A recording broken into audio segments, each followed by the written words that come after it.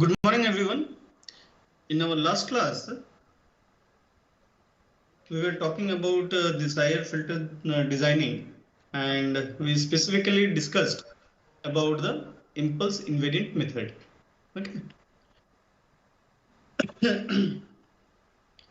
Over there, we have seen that when we design IR filters using the impulse invariant methods, in such cases, our frequency relationship between the analog frequency and the digital frequency, it is proportional in nature.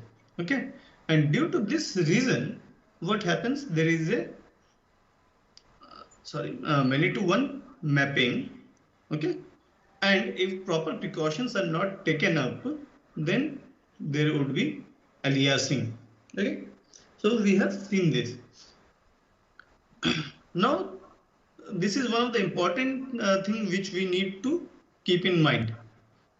That this filters designed with impulse invariant method, they are prone to aliasing if proper care is not taken.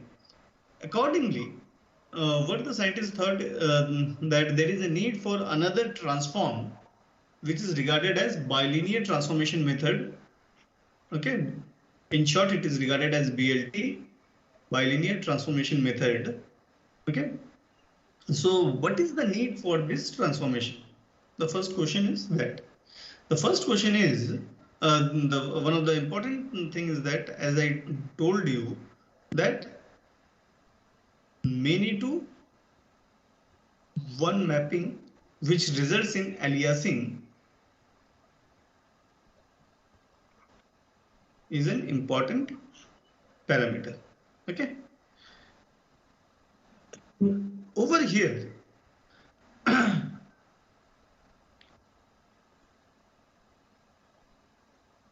just like in the this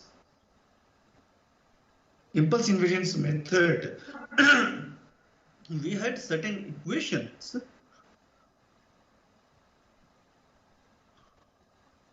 for replacing the distinct poles or the multiple poles or the complex poles. Okay, so we had some transformation equations. Similarly, in binary transformation method also, we have a transformation equation, and this is given by this S equals to 2 by capital T multiplied by 1 minus Z inverse divided by 1 plus Z inverse. Okay, where T is the time period of the sampling, and we all know it is given by capital T equals to 1 by Fs.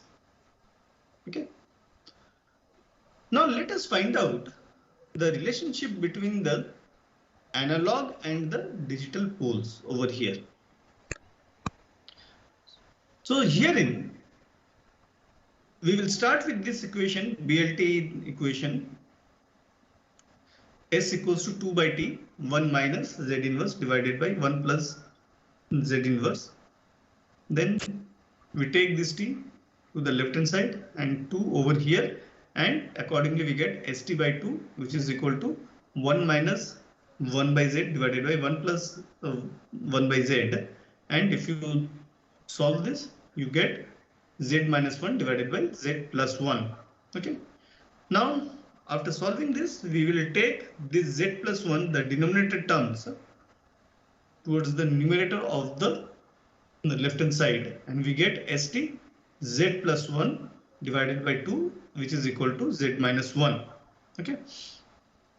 Now what I will do is that we will take these Z terms at towards the left hand side, and we get ST by 2Z minus of Z when it comes over here, which is equal to minus of ST by 2 because of this 1 minus 1. And if we take minus common, we get Z minus ST by 2Z, which is equal to ST by 2 plus 1. Okay, and if you take the Z common from here, we get 1 minus ST by 2, z, which is equal to st by 2 plus 1, and therefore we get z equals to 1 plus st by 2 divided by 1 minus st by 2.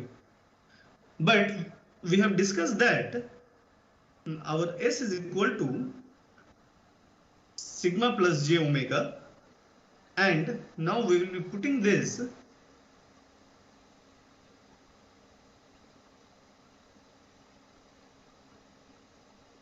value into this equation, and we get z equals to 1 plus t by 2 sigma plus j omega divided by 1 minus t by 2 sigma plus j omega.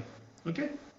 Now, if in the next step, what I have done is that we have taken the real components and the imaginary components separately, and we get this thing 1 plus t by 2 sigma plus j omega t by 2 divided by 1 minus t by 2 sigma minus j omega t by 2, and then from here, from this equation, we can find out the modulus of z, and the modulus of z would be given by under root of 1 plus t by 2 sigma whole square plus omega t by 2 whole square divided by 1 minus t by 2 sigma whole square plus omega t by 2 whole square. Okay. Now we take this S plane and the Z plane. Okay. And now let us see what happens at different conditions of sigma. When sigma is less than 0, okay, that is, we are on the left hand side of the plane. So what would happen? This components, this would become negative, and when this becomes negative, correspondingly this 1 minus t by 2 sigma, it would get positive. So our denominator would be larger than the numerator, and the modulus of z, it would be less than 1. In that case, our S plane, it would be mapped within the unit circle.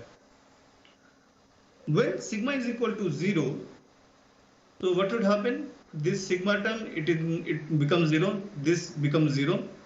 So this term becomes 0, this term becomes 0. So we get 1 plus omega t by 2 square divided by 1 plus omega t by 2 square, which becomes equal. So modulus of z, it would become 1.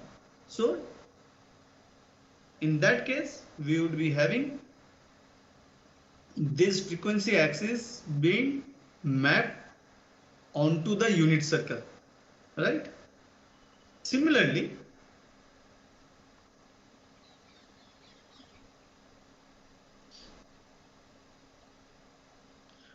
when we have sigma greater than 0, so our numerator would be greater than the denominator. So in that case, our modulus of z, it would be greater than 1. So in that case, we will have this right hand plane, it is mapped outside the unit circle. Okay. Now if you see, when we have done this, and please correlate with the S plane and Z plane correlation. Whatever we have discussed regarding the designing of a stable filter, that are met in the Z plane. Okay, that means if you take a filter which is stable in the S plane, that means if you take an analog filter which is stable in nature, then the filter designed using the bilinear transform method would also be stable in nature. Okay, using the bilinear transformation method. Now that is okay. Let's go into the next step. let's find out the relationship between the analog and the digital frequency. As I already told you, we'll be denoting the analog frequency using omega and this digital frequency with this omega. Okay, and the unit of this omega, it is radians per second. The digital frequency, the unit of the digital frequency, it is basically radians per second. Okay. Now let us start with the same bilinear transform method equation over here. So this is given by S equals to 2 by T 1 minus Z inverse divided by 1 plus Z inverse. However, when we are talking about the frequency components, whether it is the analog frequency or the digital frequency, so that means we are only interested in the frequency axis. So where is the frequency axis of the S-plane? The S-plane, the frequency axis of the S-plane is at j omega axis, right? Whereas in the case of Z, it is e to the power j omega. Okay. So what we will do in this bilinear transform method, we will replace S with j omega and Z with e to the power j omega, right? Now once you do that, we get j omega equals to 2 by T multiplied by 1 minus e to the power j omega divided by 1 plus e to the power j omega. So we get 2 by T, and from this component 1 minus e to the power j omega divided by 1 plus e to the power j omega, what we will do, we will take e to the power minus j omega by 2 constant from both of this. So we get e to the power j omega by 2 minus e to the power minus j omega by 2 divided by e to the power j omega by 2 plus e to the power j omega by 2. And since we have taken e to the power minus j omega by 2 common in both numerator and denominator, they will cancel out. Okay. Now, if you look into this component, e to the power j omega by 2 minus e to the power minus j omega by 2 divided by e to the power j omega by 2 plus e to the power minus j omega 2. If you consider these equations, we can use these components e to the power j theta minus e to the power minus j theta by 2. We know it is j sin theta. On the contrary, if we have e to the power j theta plus e to the power minus j theta by 2, it becomes cos theta. Okay.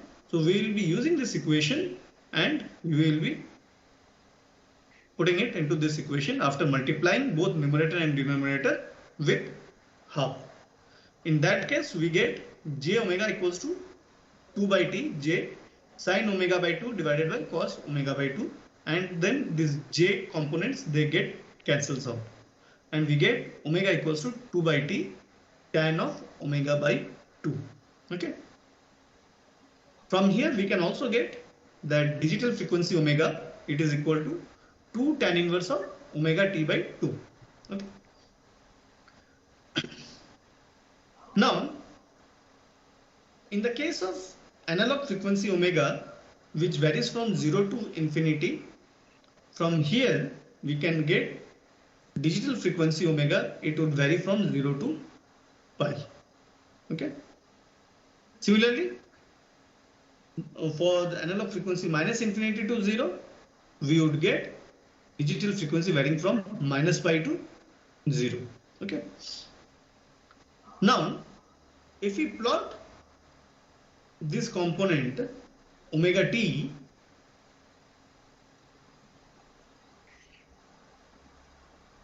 versus omega, so we get this omega t analog frequency multiplied by time in the x-axis and digital frequency in the y-axis, and we have seen that in the region of 0 to pi we will take 0 to infinity in the x-axis. So our digital frequency would vary from 0 to pi. Okay. So if we plot the frequency component, it comes out something like this. Okay. And it is given by omega equals to 2 tan inverse of omega t by 2. Okay. Now, what is happening over here? if you see in the bilinear transformation, it is basically a 1-to-1 mapping. So the frequency components for a particular frequency, we are getting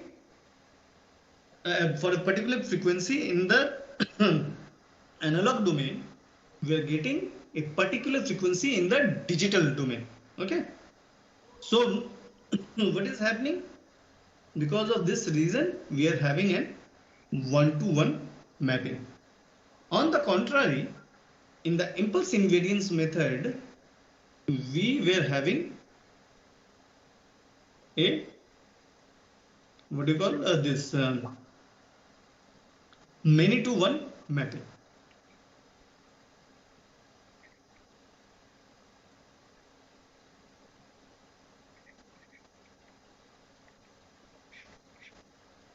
Right?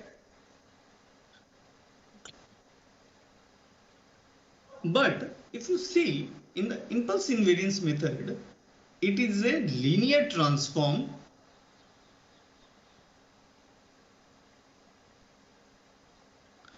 whereas the bilinear transformation method, even though it is an 1-to-1 mapping, it is a non-linear mapping. Non-linear mapping or non-linear transform. Okay. And because of this, the analog frequencies are not linearly mapped into the digital frequencies. Linear frequencies in the analog domain, they are not linearly mapped into the digital frequencies because we have non-linear transformation in the bilinear transform method. Now, if you see over here, near the low frequency components, because in the omega t, as we go towards the right, we are increasing the frequency component. And if you see, if you look into the low frequency components, it is having a linear relationship. But however, when we go towards the higher frequency components, there is a non-linear mapping. And because of this reason, if you see the bilinear transformation method, it is mainly used to design the low pass filter because the distortions in the low pass region, it would be minimal and it is acting just similar to the impulse invariance method. Okay, so this is one of the limitation of the bilinear transform method. However, since it is 1-to-1 mapping, this the designing of the filter using the bilinear transformation method, it will help you in avoiding the what you call that is in avoiding the aliasing within the filter. Okay. Now, one of the important parameter over here is that if you see, I have plot 3 graphs. Now this is H. This say if I name it as 1, 2, and 3. In the first graph, we have x-axis as the omega digital frequency and modulus of h omega. In the second graph, we have in the x-axis omega t analog frequency t multiplied by versus the digital frequency, and lastly we have again in the third graph x-axis is the omega t analog frequency multiplied by time divided and versus the modulus of h omega. So in this case, if you see the transformation in the second graph, we have this transformation, right? Now let us sample the analog frequency axis in the third graph and correspondingly we map over here in the second graph. So if you see, when we are sampling it,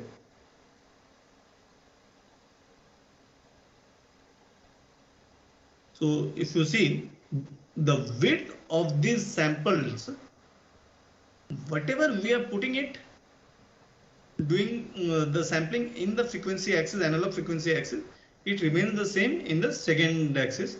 However, in the second graph, however, when you look into the digital axis over here, towards the higher frequency component, as you enter in towards this non-linear region, what is happening? Your frequency component width, it is decreasing with respect to the low frequency component. Okay, now that is being shown over here. If you see the toward the higher frequency component, the width has reduced. Okay, however, if you look at the filter response in the analog domain, if you consider that it is a flat response, in the digital region also it is a flat response. So the designing of the IR filter using the bilinear transform method, it gives us a maximally flat response.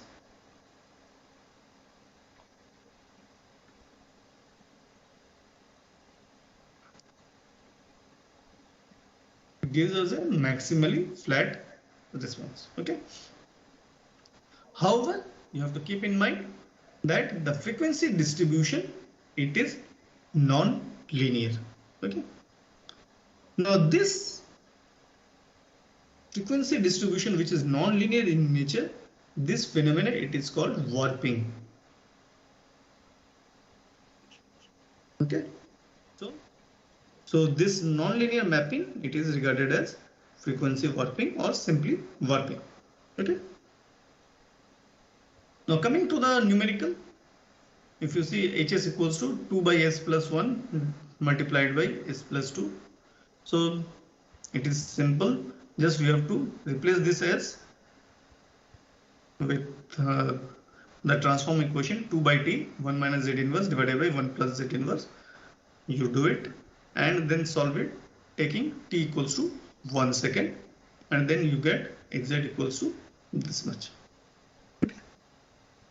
Similarly, you may get some equations, say for example, H of Sn equals to 1 by Sn square plus 1.414 Sn plus 1.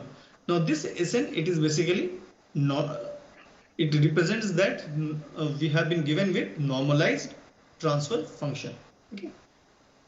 So we will see how to solve this equation. Now let us see the other components of the equation. The cutoff frequency of the filter, for the digital filter, it has been given by 0.45. So we have omega c equals to 0.45 radian per second, and it is given that t equals to 1 second. Okay. So from here we will find out the analog frequency cutoff. So omega c equals to 2 by t tan of 0.45 by 2, and t is given as 1, and by placing this omega c 0.45, we calculate the analog frequency cutoff omega c, and it comes out to be 1.453 radians per second. Now, since we are given with the normalized transfer function, we have to convert it to the normal transfer function where we can apply the transform. And how to do this? This is done by replacing Sn with S by omega c. Now see, we have performed the same thing over here. Omega c square divided by S square plus 1.414 omega cs plus omega c square, and accordingly we get Hs value, because this omega c value you have just calculated in the step 1. So you use this value, you put it in this equation, and accordingly you get Hs. And once you have got the Hs, you replace this S component with this bilinear transform equation. Okay, and accordingly you get the answer. Okay, so till now, do you have any question?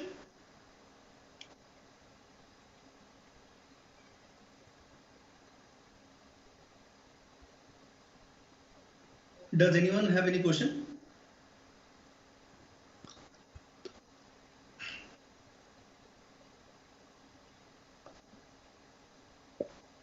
Okay, then let's move forward.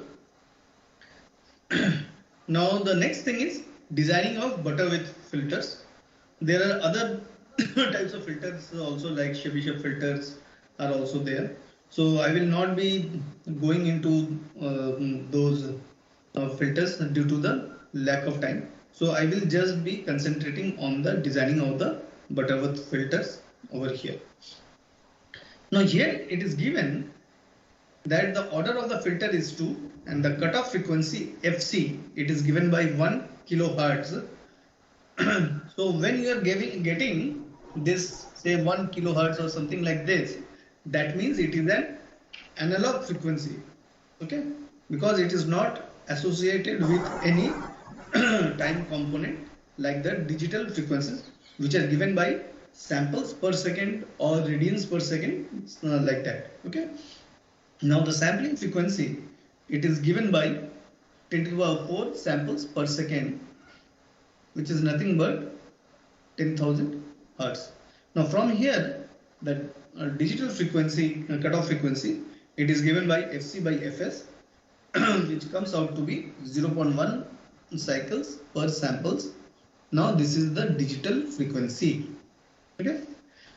Now from here, if you see, we have calculated omega c 2 pi Fc, which is given by 2 pi multiplied by 0.1, which is equal to 0.2 pi radians per samples.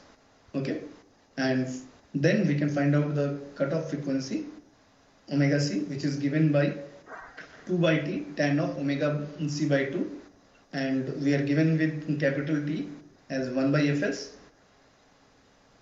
So it is 1 by 10,000.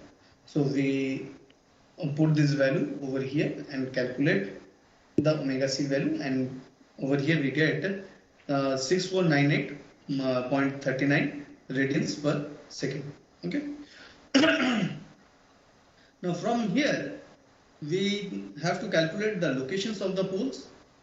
Now the location of the pole, it will be given by pi equals to plus minus omega c, the analog frequency, e to the power j capital N plus 2i plus 1 pi divided by 2n for I varying from 0 to n minus 1.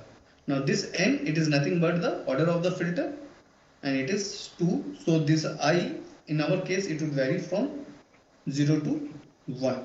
Okay.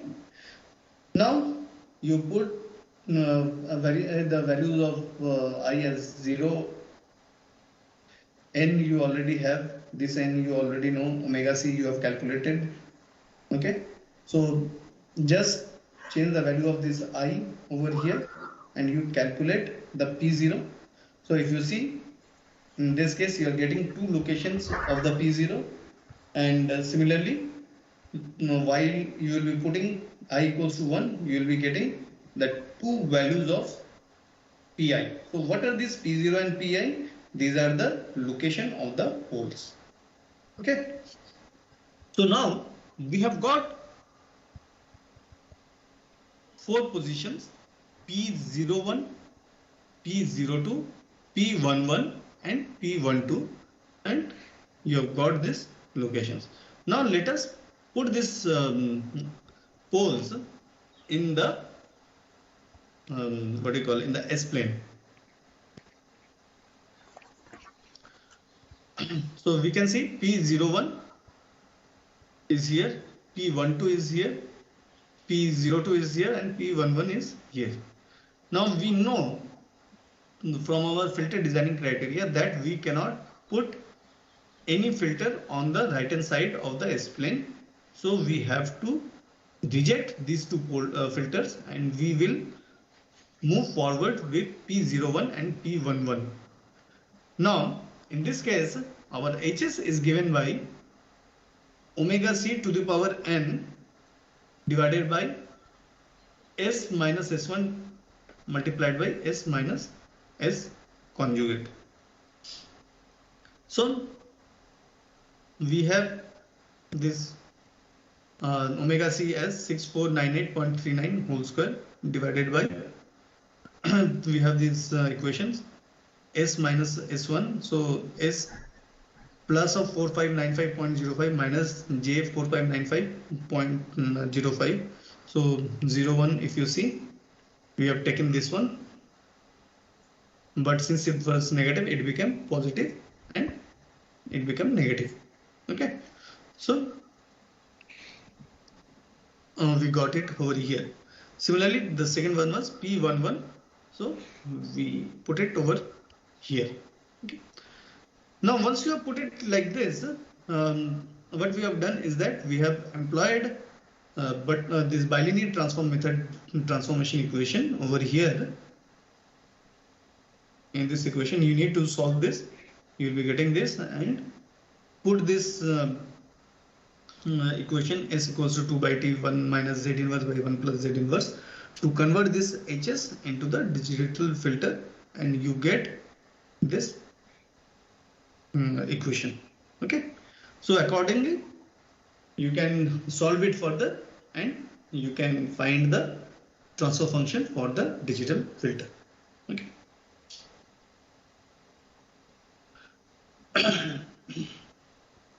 Now let us take the next question.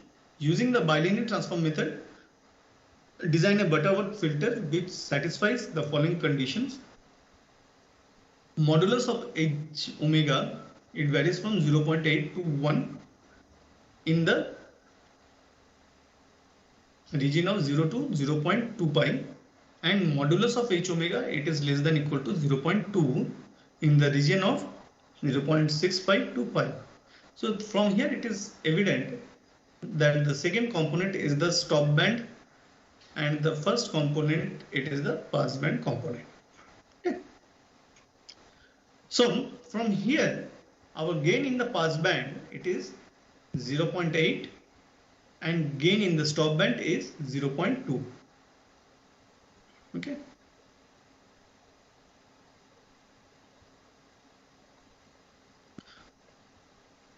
Omega p, omega pass band is 0.2 pi, and omega s, it is 0.6 pi. Okay, and we are assuming that t is equal to 1 second. Now determine the specification of the analog filter. How do we find out? We know omega equals to 2 by capital T tan of omega by 2. So from there we can find out omega p and omega s. Okay, and we got it as 0.65 and 2.75. Thereafter, we calculate this this omega p, and we have just written it over here. AP equals to 0.8 for, and the cutoff frequency for the AP is 0.65, and AS equal to 0.2, and omega s is 2.75. Now next, herein we have to calculate the order of the filter. In the previous case, if you see, we were given with the order of the filter. However, in the current case, we are not given with the order of the filter. So we have to calculate the order of the filter. Now what is the equation? The order of the filter is given by capital N equals to 1 by 2 log of 1 by a square minus 1 divided by 1 by a square p minus 1, and in the denominator we have log of omega s by omega p. So a square we have already calculated, ap square we have already calculated, omega s we have already calculated, omega p we have already calculated, and just by putting the values we get a value of 1.3. However, we know that the order of the filter cannot be in decimal. Since it is not in decimal, so we have to take the ceiling value.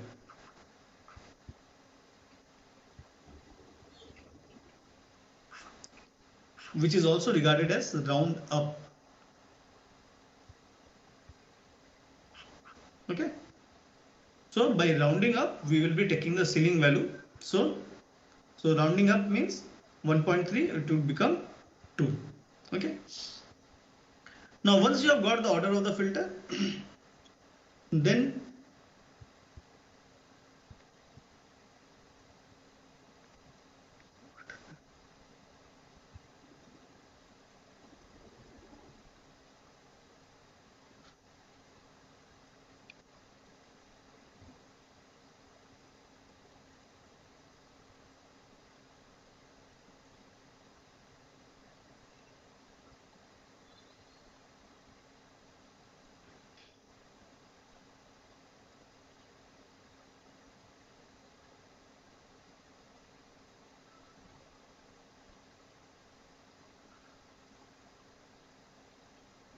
yeah. So once we have calculated the order of the filter, now we need to determine the omega c. And in this case, the omega c is given by, since we are given with the omega p and omega s, it is given by omega p divided by 1 by a square p minus 1 to the power 1 by 2 n. So it is given by 0.65 by 1 by 0.8 whole square minus 1 to the power 1 by 4. And it comes out to be 0.75. Thereafter, we have to find out the location of the poles. Omega c has been calculated, and we have calculated as 2. So this I would vary from 0 to 1. And you put up these values over here. Then you calculate the P0 values and the P1 values. So again, you plot this P0 and P1 values and find out which poles we need to reject. And once we have rejected the poles, then we go for the determination of the Hs, just like in the previous case. And then from there, you apply the this transfer function equation, bilinear transfer function equation, where you replace S with 2 by T, 1 minus Z inverse divided by 1 plus Z inverse. And over here we have assumed that capital T is 1 because we have been given over here like this one. And from there you find out the Hz. Okay. So in this way you can design a Butterworth filter using the bilinear transformation method. Okay. So do you have any questions? So I will be stopping over here. If you guys have any questions, please let me know. Sir, I have a question. In the bilinear transform method, you talked about warping, right? Using the 3 graphs in the next slide. Could you please repeat that once again? I was not clear with that one. See, this is the main graph which we have discussed in the previous slide. Over yes. Here, right? Yes. So if we break it as 1, 2 and 3, so the 2 is the main graph. So we have this transfer function, this equation, this curve. So this is the how your frequency transformation will follow. Now we want to check what happens in the analog domain and what happens in the digital domain. So what we have done, so this third one, it is nothing but to check it. So we have been taking the equation using, we are designing these filters using the analog frequency. Okay. Yes. So we are taking those things and we have considered that it is a maximally flat response, and instead of taking the whole of the thing, we have just sampled at some places.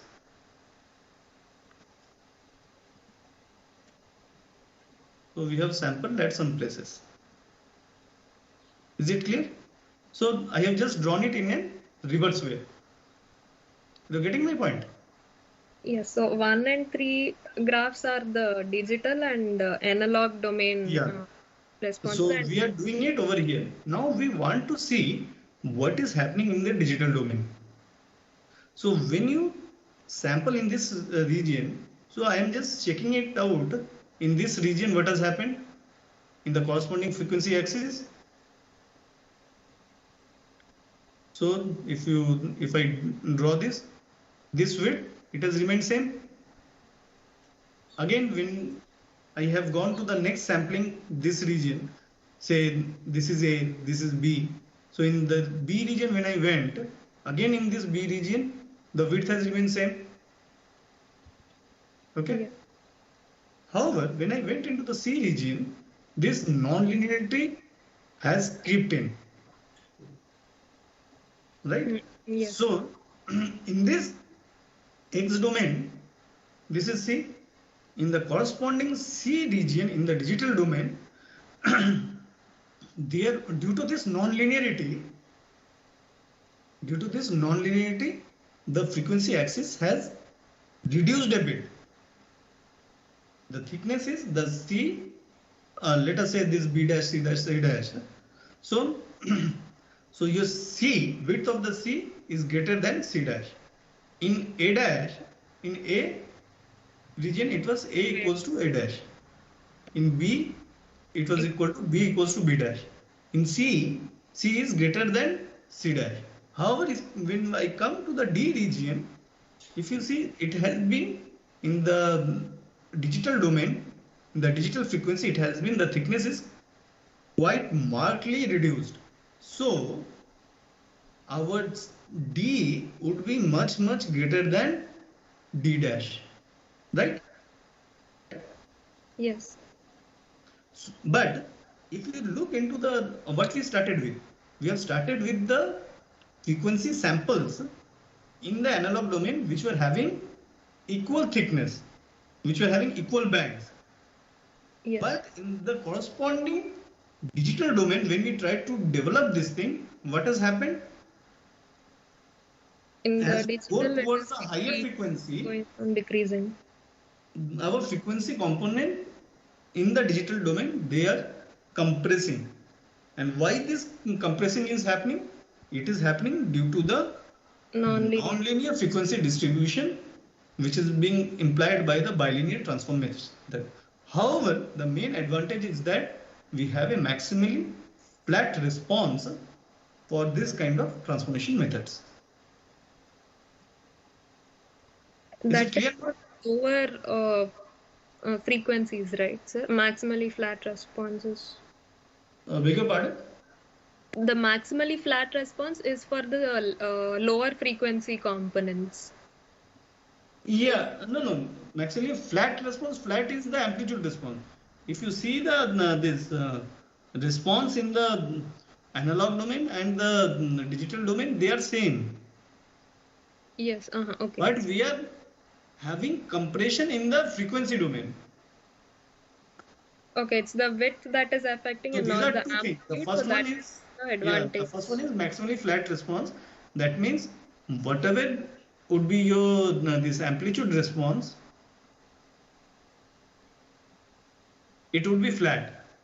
It would be almost linear. Okay.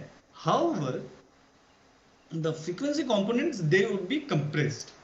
The frequency mapping is non-linear, but the amplitude response, it is not non-linear. Okay. Okay. Understood, sir. Yeah. Anyone else?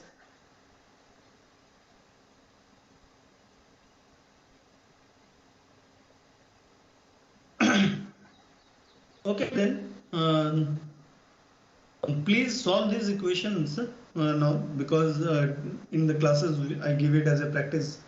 I ask the students to practice these sums, because until and unless you practice it, you will not be able to have a feeling of the thing. So we are still left with 10 minutes. So please practice the sums. Okay.